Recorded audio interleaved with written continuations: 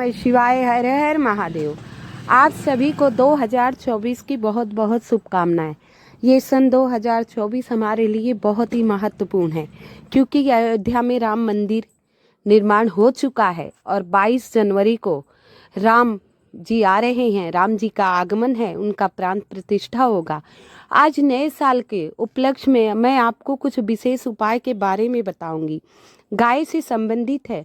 हमारे सनातन धर्म हिंदू धर्म में गाय को हम माता का स्वरूप माना गया। गाय की हम पूजा करते हैं। आज वहीं लोग गाय पाल तो लेते हैं, लेकिन जब गाय को बीमारी हो जाती है तो छोड़ देते हैं। ये महापाप लगता है, ऐसा नहीं करना चाहिए। हमें क्या उपाय करने चाहिए जिससे हमारी घर की समस्याएं दूर हों। लोग कहते हैं जिस घर में गाय और बछड़ा रहता है उस घर की सारी समस्याएं दूर हो जाती है। जो गाय की सेवा करते हैं उसके महापाप भी कट जाते हैं।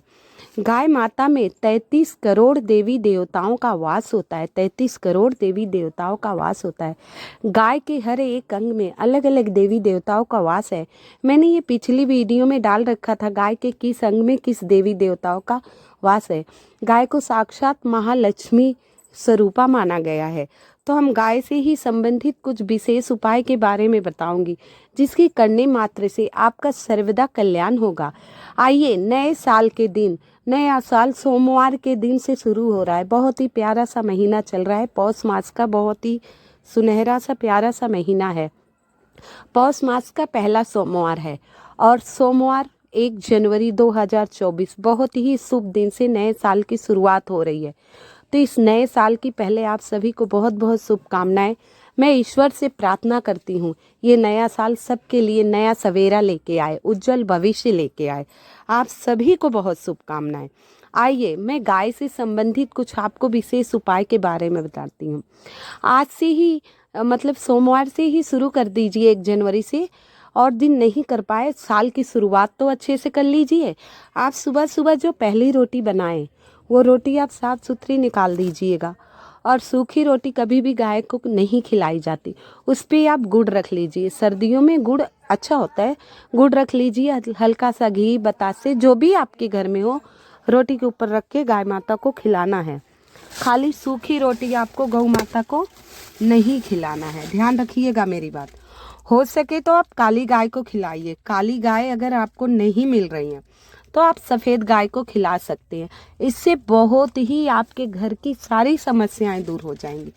अगर आपके घर में बहुत ही प्रॉब्लम चल रही है, बहुत कुछ कर लिए, आपको फ़ायदा नहीं हो रहा है, आप बहुत ज़्यादा परेशान हो गए, कह रहे बहुत उपाय देखे यूट्यूब पे, जल चढ़ाए, कभी भी फ़ायदा नहीं हो रहा, तो आप क्या करेंगे? जो आपके घर का आटा है वो आटा ले लीजिए, उसमें 1 चुटकी हल्दी डालकर उस आटे को गूँथ लीजिए और 12 लोई बना लीजिए। 12 से 11 लोई बना लीजिए गोल।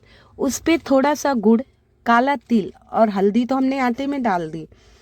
अब इसे माता को प्रणाम करते हुए 1 लोई खिलाकर उनके सींग और पेट पर हाथ फेरिए। फिर दूसरी लोई खिलाते हुए सींग और पेट पर हाथ फेरिए।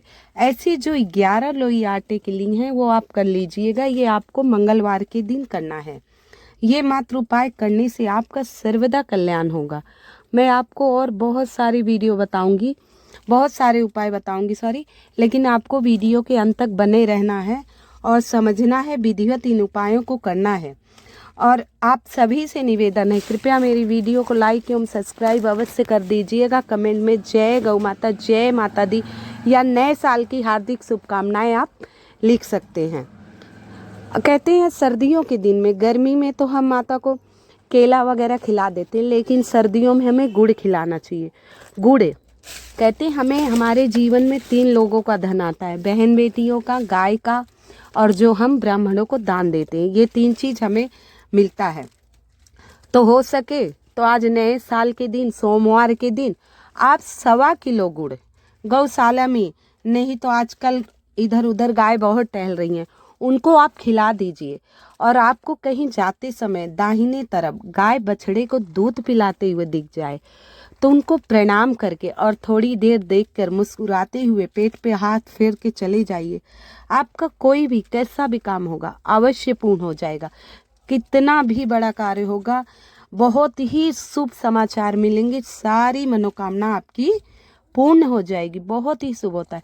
हमारे 33 करोड़ देवी देवताओं का गाय में वास होता है। अगर आप कुछ नहीं कर पाए, आप रास्ते में जा रहे हैं, आपको गौ माता खिलाने के लिए कुछ भी नहीं है, तो गाय माता का जो उभरा हुआ भाग रहता है, उभरा हुआ भाग होता है, उसमें माता लक्ष्मी भगवान विष्णु का ध्यान करते हुए 5 बार धीरे धीरे सहला दीजिए। बस 5 बार धीरे धीरे आप मात्र सहला दीजिए, और जो आपको वो मुड़ के देख लेती हैं तो समझ लीजिए आपको वो आशीर्वाद दे रही। उन्हें बहुत आनंद की अनुभूति होती है जब उनके उभरे हुए भाग पर हम हाथ से सहलाते हैं गौ माता के शरीर पर, तो उन्हें बहुत बड़ा आनंद की अनुभूति होती है और वो हमें आशीर्वाद देती हैं। तो ये छोटा सा कार्य तो आप कर ही सकते हैं। हमें रास्ते में जाते समय कई गायें मिल जाती हैं, तो आप उन्हें प्रणाम कर सकते हैं। तो छोटा सा उपाय है जिसे करने मात्र से आपका सर्वदा कल्याण होगा। एक तो पहला सोमवार है, तो आइए शिव जी के निमित्त में कुछ उपाय कर लेते हैं। 1 लोटा जल ले जाना है, 1 लोटा जल ले जाना, और इसे शिवलिंग पर पहले गणेश जी के स्थान पर और श्री शिवाय नमस्तुभ्यम, फिर कार्तिकेय जी के स्थान पर श्री शिवाय नमस्तुभ्यम, फिर माता अशोक सुंदरी के स्थान पे जो भगवान भोलेनाथ की सबसे प्रिय पुत्री हैं वहाँ डाली श्री शिवाय नमस्तुभ्यम। फिर माता पार्वती के हस्त्र कमल जहाँ जुड़ा रहता है शिवलिंग का, वह माता पार्वती का स्थान होता है, वहाँ श्री शिवाय नमस्तुभ्यम का जाप करते हुए फिर जो जल आपका बच गया है धीरे से श्री शिवाय नमस्तुभ्यम, श्री शिवाय नमस्तुभ्यम करके सारा जल डाल दीजिए और प्रभु से कामना कीजिए, हे प्रभु आज 1 जनवरी 2024 सन 2024 शुरू हो गया। ये साल हमारे लिए उन्नति, तरक्की एवं सुख, समृद्धि, शांति हमारे परिवार में करे, हमारे बच्चों की उन्नति हो, ऐसी कल्पना करके जल चढ़ाकर सिर्फ प्रणाम करके आ जाइए।